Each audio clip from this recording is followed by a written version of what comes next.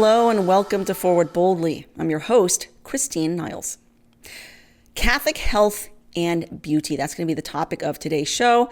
I'm going to take off my Catholic investigative journalist hat and I'm going to put on my women's feminine girly girl hat today and share with you some tips for Catholic health and beauty that have helped me, and I hope that they may help you as well. So the show is really not geared towards anyone other than women and girls. Men, you are welcome to watch it if you wish, but the show is primarily geared towards Catholic ladies out there.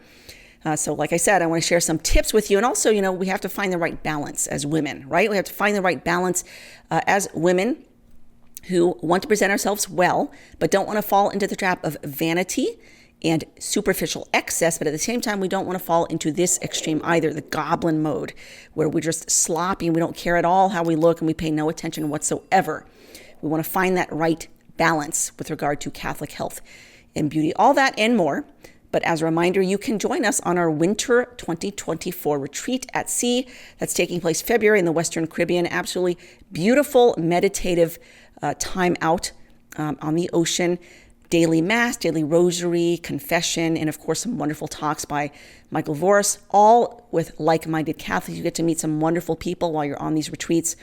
And it's actually a very reasonable price. Everything included, room, board, meals, and like I said, all the conferences and daily liturgy sacraments.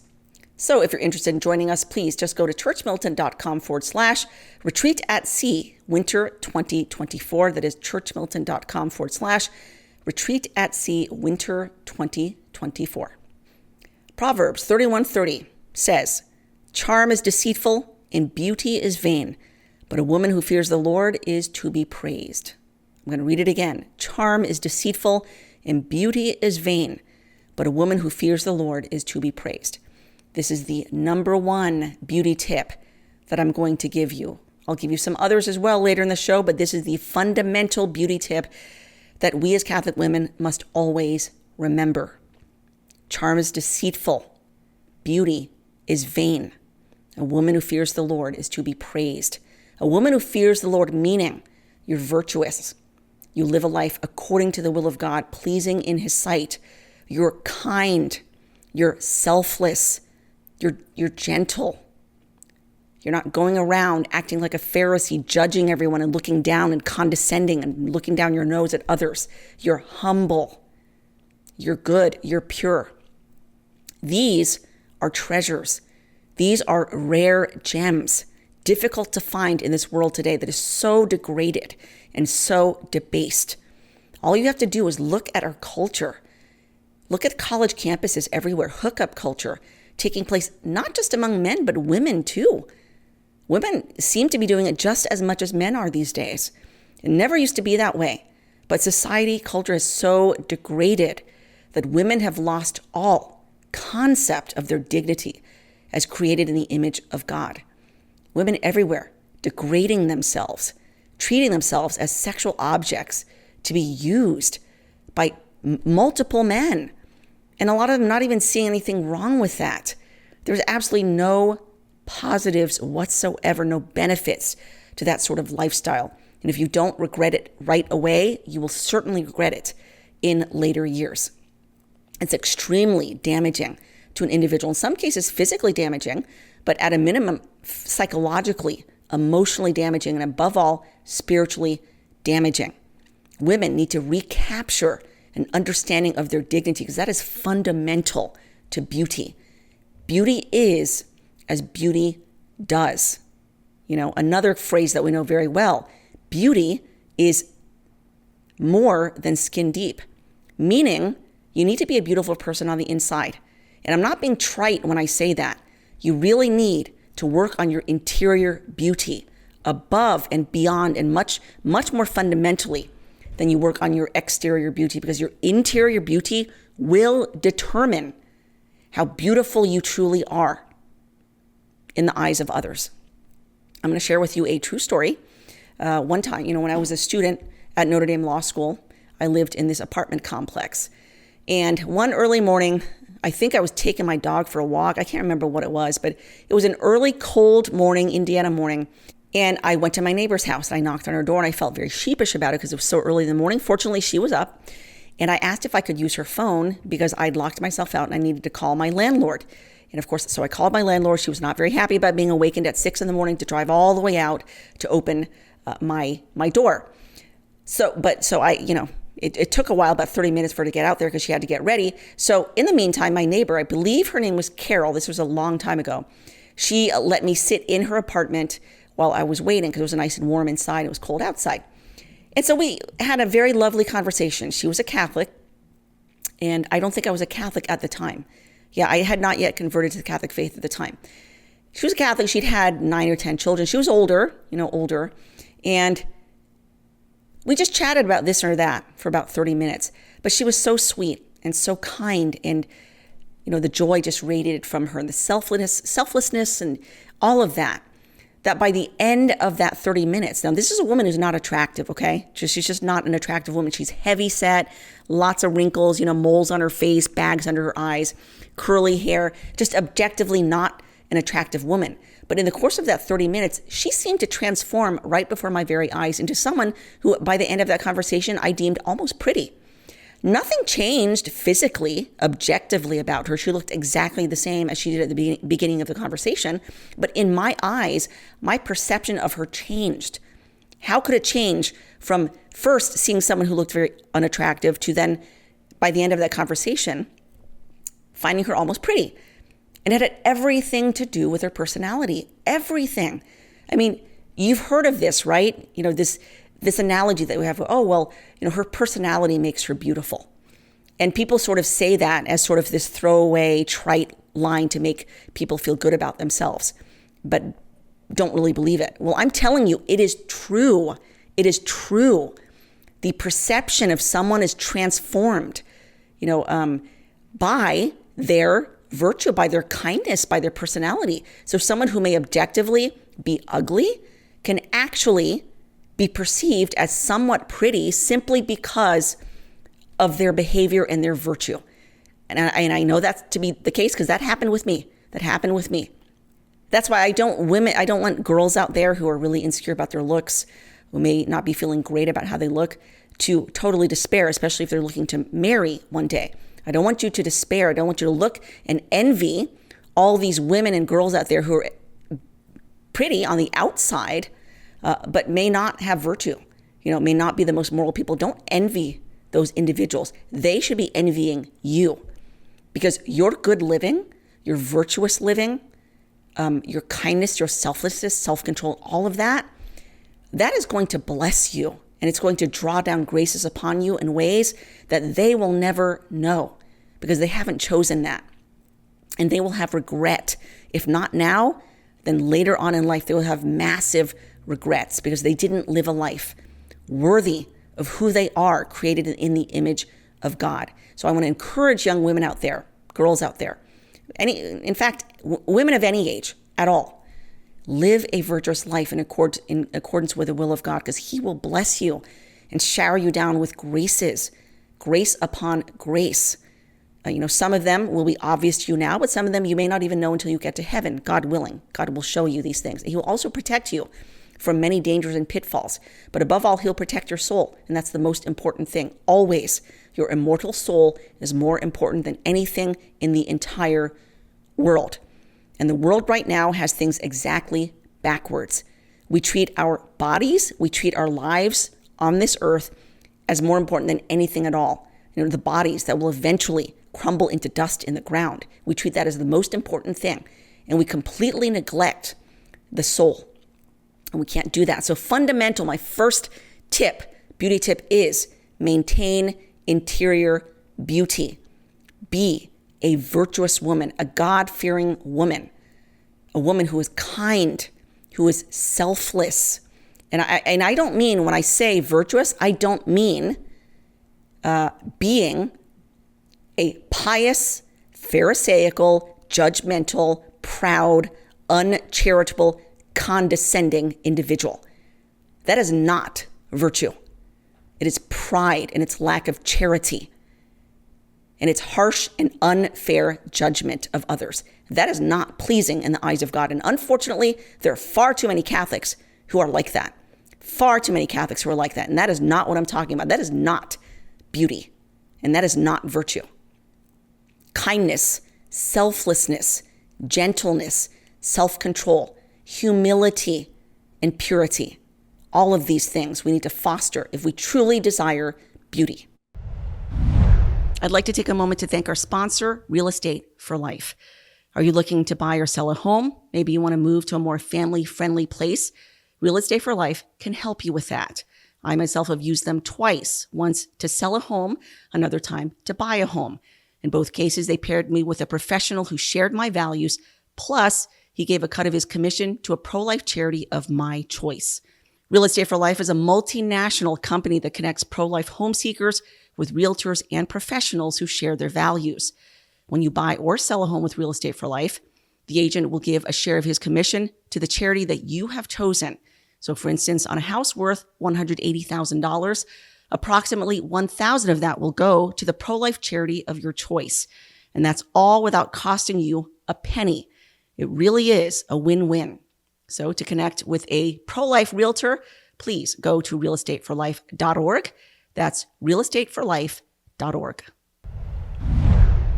Something else I want to quote, Proverbs 11:22. Like a gold ring in a swine's snout is a beautiful woman without discretion. Some other translations say like a gold ring in a pig's snout is a woman without good sense, meaning a woman without wisdom, a woman without prudence, a woman without discretion or understanding.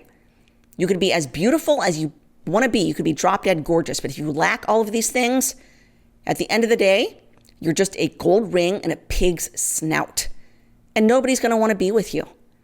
This is a true story. I remember a conversation with a friend many years ago, and he was sort of marveling over the fact of this couple that his father knew.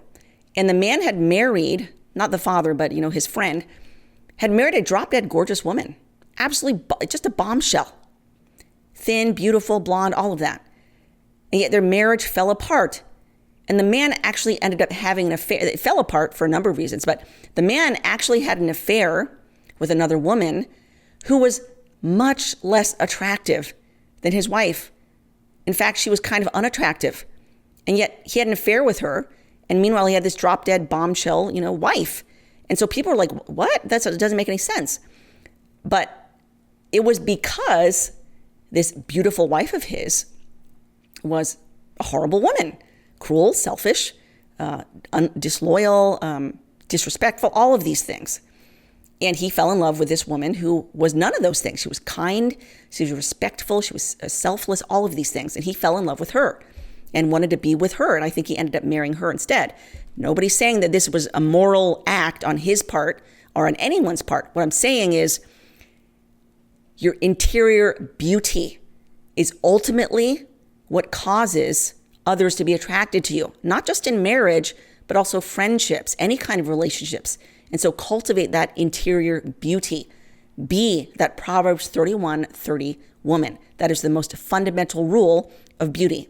And also, you can see on the faces, on the exterior of some of these people who've lived very hard and immoral lives in their youth, you can see it shows up on their face eventually. Some of these people end up later on in life looking 10, 20 years older than they actually are because the hard living eventually shows on their face. Now, there are obviously celebrities with lots of money who have the money to get the Botox injections and the thousands of dollars of plastic surgery so that they can look just perpetually youthful into their old age. I'm not talking about that. I'm just talking about your natural looks. They are affected by the kind of life that you have led. On the flip side, people who've led good lives, pure lives, moral lives, virtuous lives, that shows as well on their face. Some of these people look younger than they actually are. They radiate peace, they radiate joy, all that sort of thing. And so always, the virtue is the number one thing when it comes to Catholic beauty. Now, I want to segue to a few tips, all right? Maintaining beauty obviously means staying in shape, staying somewhat fit. And it is incumbent upon us, I believe, to do that to the extent that we are able. I understand there are people with medical conditions who might not be able to do certain exercises. There are people who get sick. When you're pregnant, you gain a lot of weight, and sometimes it's beyond your control. I'm not talking about the aspects that are beyond your control. I'm talking about the aspects that are within your control. So to that extent, I do believe as Catholics, we have a duty to try to stay fit and healthy where we can. I'm not talking about those people who are obsessed with fitness. I don't think that's a good thing to be obsessed with this, because then the focus is just off. It's like you should be more obsessed with your spiritual health than with your physical health. Because like I said, this life is over like that. And it's your spiritual health that's going to determine where you are for all eternity. And remember, there are different levels of glory in heaven. And you are free to choose which level of glory you desire, depending on how you lived according to the will of God here on earth. We have that choice. So, people with a lower level of glory could be people that just barely scraped by. Perhaps they did the minimum. But people with high degrees of glory, like some of the great saints in heaven, because they led a life of heroic virtue. But the point is, we shouldn't be obsessing so much over our physical health that it eclipses our spiritual health. That's obvious. So if that's something that you're doing, you need to do a gut check. You need to look at yourself and ask why. Why am I focusing so much on my physical health to the neglect of my spiritual health? That's not a good thing. Neither, however, is it a good thing to focus so much on the spiritual that you completely neglect the physical. Remember, we're a composite of both body and soul. We're not Platonic dualists who separate the body from the soul and to only focus on the soul while ignoring the body. We're not that. We're a composite of body and soul. And so both together need to be looked after and taken care of. We've already spoken about the spiritual, but like I said, exercise is a good thing. It's a good thing to incorporate into your daily regimen. And there are easy things that you can do every single day. So, for instance, something as simple as if you work at a desk job, you can get one of those little platforms that raise so that you can stand up at your desk. Whether you want to stand up all day long, or if you just want to stand up a few hours, or maybe want to alternate between standing and sitting, that little practice incorporated into your daily regimen will actually make you more fit. Just that. It can help you shed weight just by doing that, because standing on your feet does burn more calories than sitting down. So that's, like I said, a very simple thing that you can incorporate into your daily regimen to burn calories without even knowing, and to get more fit without even really being aware that you're doing so. Minor thing. You want to avoid a sedentary lifestyle. And it is the case, it seems today, that people are leading sedentary lifestyles to an extent beyond anything that we've ever done before. Why? Because people are on screens more now than ever in the history of the world. We got cell phones, we've got TVs, we've got laptops and computers, all of that. Screens are everywhere, and children are just nonstop, it seems, on screens. It's not good. It's not good for their mental health. It's not good for their spiritual health. It's not good for their physical health. I grew up before the age of the internet, thank God. And you know what I did when I came home from school? I wasn't sitting down looking at my cell phone, because we didn't have cell phones back then. I wasn't staring at my computer because we didn't have that back then. I went and played with the neighborhood kids. We rode our bikes all over the place. We ran around. We played on the monkey bars, at the public parks. It was always outside. We went swimming. So we were always outside. And quite frankly, I miss those days. I miss seeing kids playing outside because they're inside on their screens all day long. Parents, you should not allow your children to be on screens all day long. You need to be setting limits. It's not good for them. I know it's the easy way out as parents because we get so busy and we think, just let the screens babysit the kids. That's the easy way out, and you can't keep doing that. You're falling down on the job. It's dereliction of your duty to simply allow your kids on screens all day long with barely any limits. It is harmful to them. Spiritually, obviously, but also physically. Get them out. Get them out in nature if you can. Even if it's just walking to the park. If you have a dog, take your dog for a walk, go to the park with your kids. Even if it's just 10, 15 minutes, get out of the house, get out from the screens. Something that I do with my children regularly is we will walk. We'll walk the dog, we'll go around the neighborhood, and we'll pray the rosary together as we walk outside. We do that a lot. Maybe we'll go to the park and do that together. Sometimes on family vacations, we'll walk around, if we're in a park or something like that, we'll pray the rosary together. We do that all the time. And it's wonderful. You're praying the rosary, but then at the same time, you're outside and your children are outside. I love being in nature. Nature is God's master work. You want to see what God loves and what God loves to build and create? Just go out in nature, untouched by humans. See God's handiwork. It's wonderful. It's good. You'll always feel good afterwards. Also, there is this move now towards almost praising obesity. I mean, we have reached levels of obesity that we've never seen before, not just in the US, but all over the world.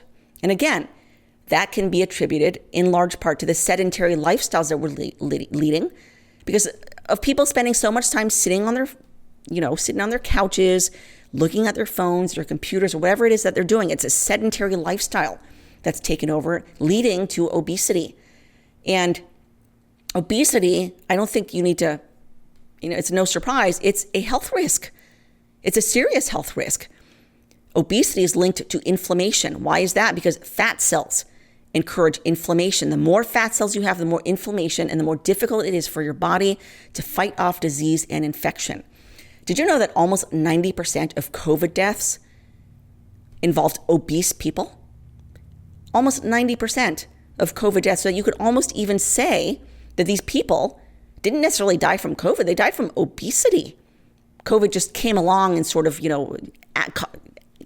was added to the mix and caused this inflammation that their bodies simply could not fight off. So obesity is a major health risk. So whatever you can do to lose that fat, and get to a healthy weight, it is incumbent upon you to do. So depending on what your goals are, there are different kinds of exercises that you can do, some more effective than others. So for instance, if your goal is to burn fat, then it's generally acknowledged that weightlifting is better than cardiovascular exercise, generally. Now, some people might disagree with that, but in my personal experience, weightlifting has helped me lose weight after my pregnancies, better than cardiovascular exercise. Don't be afraid to lift weights, ladies. There was a time when I was afraid to lift weights because I thought, well, I'm going to turn into one of those buff, really muscular, masculine-looking women, and I didn't want to do that. Well, the fact is, it's almost impossible for women to achieve that sort of look. Women simply don't, women almost can't even achieve that without steroids. And so don't be afraid to lift weights. Lifting weights is very healthy. It's very good for you. It burns a lot of fat. And most importantly, it builds muscle, which then kickstarts your metabolism. It increases your metabolic rate, especially your resting metabolic rate, meaning that even as you rest, you're burning more calories because of that increased muscle mass. So this is one of the reasons why weightlifting is so effective. You can start small with smaller weights, but the point is to keep increasing those weights because there should be some resistance. There is truth to the phrase, no pain, no gain. And it really is, there's no way around it, okay? There's no quick fix. There's no fad diets that are going to help you lose weight and keep it off. It has to be a lifestyle change. It really does. It can't just be one of these fads that you go on. It's got to be a lifestyle change for you if you currently are not leading the most healthy life and you're overweight. And so weightlifting is very helpful in that regard. There's also high intensity interval training as well. That's a way to help kickstart your metabolism. That can be combined with a weightlifting routine. Some of the best fat burning exercises are stair climbing. Stair climbing can be helpful sometimes. If you have a local high school and you can access their football field, going up and down the bleachers can be helpful. I used to do that when I was at University of Florida. Of course, they had the really big football stadium with the 90 steps up, and we would do that. I would go and do that. It was an excellent fat-burning exercise. Or if you just have stairs in your house, you can do that as well. You just have to do it a lot of times in order to get results. But my goal when it comes to fitness is I don't like spending hours and hours and hours at the gym. I don't like spending hours and hours exercising. Some people do. I don't. I like to get through it in the most efficient and powerful way possible. And so I'm always looking for what is the most efficient way to achieve my results. And in my experience, weightlifting has been extremely helpful. So for those women out there who've been doing cardio and aerobic and all that stuff, and they're not seeing the results that they want, I would recommend try weightlifting. Try it.